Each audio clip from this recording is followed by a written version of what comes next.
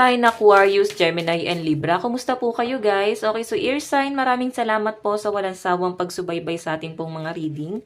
And ayan guys, paalala lang po na ang reading po natin ay general reading lamang. So maaari po kayo guys makaresonate, maaari rin naman pong hindi, kaya gawing gabay lamang, okay? So tignan po natin ano bang inyong gabay kapalaran? Ear sign, Aquarius, Gemini, and Libra. Gabay kapalaran po ni ear sign. Gabay kapalaran po, spirit guide. Okay. Ear sign.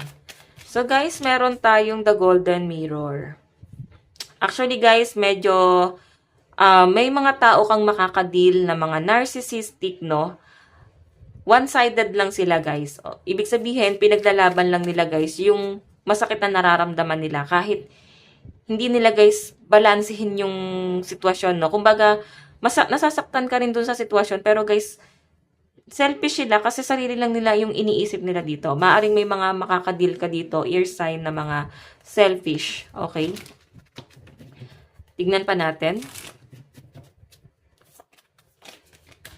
Okay, meron tayong abundance and karmic relationship. So guys, ayan, kung ito guys ay patungkol sa relasyon, balansihin mo, baka yung person mo, kaya ka lang guys naalala kasi may naitutulong ka or nakapagbigay ka guys ng pera. Or baka guys, ikaw ay sinusuportahan mo siguro siya. Kasi may nakita ko guys dito, yan, no, narcissistic. So guys, balansihin nyo, baka nautakan kayo. Kumbaga nung nag-happy-happy si person, nasan ba siya? Pwedeng hindi kanya guys inalala eh, pinabayaan kanya. So, 'di ba? Tapos meron pa tayo dito guys, stab in the back. Ibig sabihin, may mga nasasabi siya sa inyo na hindi maganda.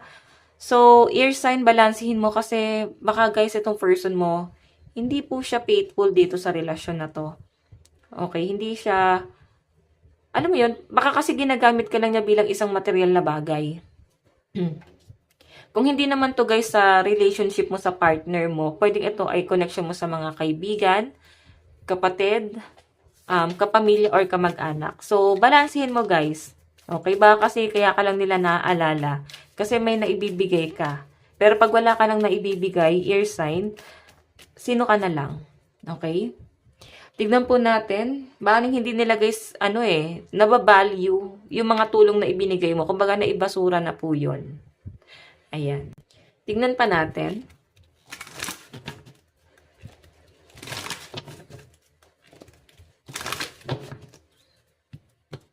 Okay.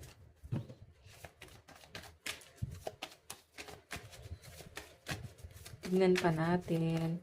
So guys, meron tayong assess the situation. Ayan. Ibig sabihin, pagandaan nyo po yung mga bagay-bagay. Siguro kailangan mo dito, ear sign, maging matalino ka. Yun lang yung sinasabi sa inyo rito. Maging matalino ka sa mga ginagawa mo. At maging ano ka guys, magkaroon ka ng boundaries, no? Huwag kang sumobra sa pagtulong. Kasi guys, alam mo yon, naaabuso ka eh. Nararamdaman nila na every time na lalapitan ka nila, nandyan ka lang. Ganon. Tignan po natin. Meron po tayong reflect on your priorities. Ibig sabihin, focus ka na lang sa mga taong nandyan pa or sa mga taong mas nangangailangan ng tulong mo.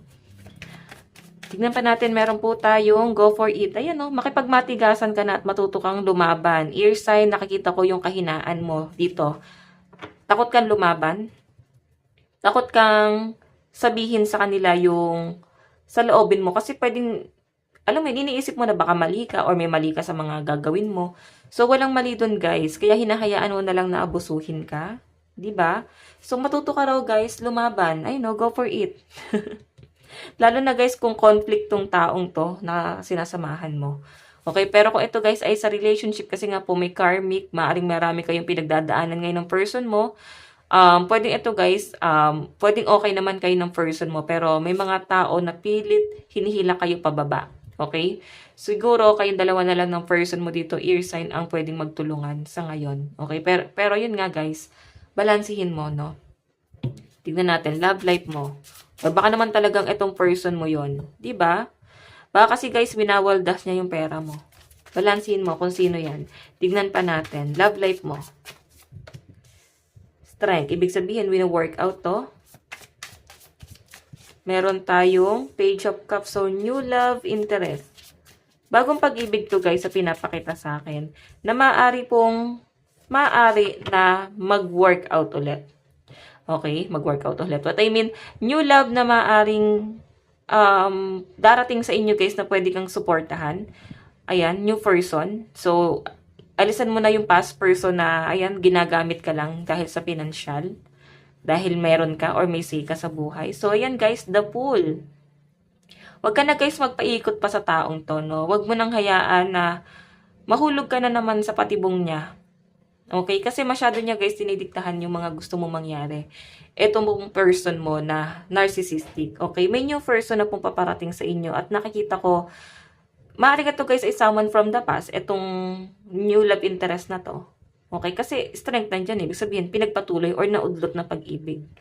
Okay? So, babalansin mo yan guys. Dalawang tawang nakikita ko rito. Babalansihin mo yan. Sino bang pipiliin mo? Person mo ngayon or someone from the past? Or someone, eto, pwedeng from the past na hindi naman guys naging kayo.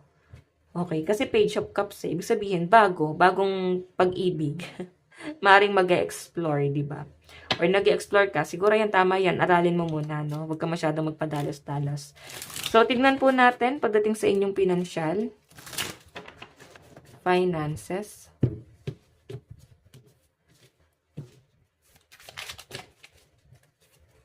Okay, finances. Ayan.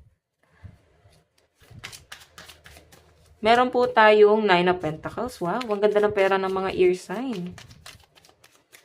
Meron po tayong Pentacles. Ayan, no? Sabihin, siguro guys, ito yung gusto mo. May mga taong makipagtulungan sa inyo. Sabi natin, yes, maganda ang pera mo.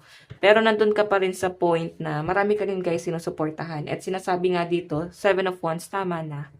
Okay? Suportahan mo na lang yung mga taong nandyan. Suportahan mo na lang yung mga taong handa kang damayan. Okay? 7 of Pentacles. Kumbaga, yung mga taong kayang magkaroon ng parang ibigay yung mga yung utang na loob, no? Hindi naman guys inuobliga, pero kung may naibigay ka, maaaring ibabalik din nila. So, yung mga taong binabalyo ka. Okay? Yung mga taong, alam mo yun, yung tipong pinapahalagahan yung mga naibibigay mo sa kanila. Okay? Ayan, no? 3 of Pentacles. So, ayan. Maganda naman ang daloy ng pera nyo, guys. So, iba sa inyo, guys, maaaring meron kayong plano. Okay? Siguro merong mga gusto pang mag-aral ulit dito. Tignan pa natin.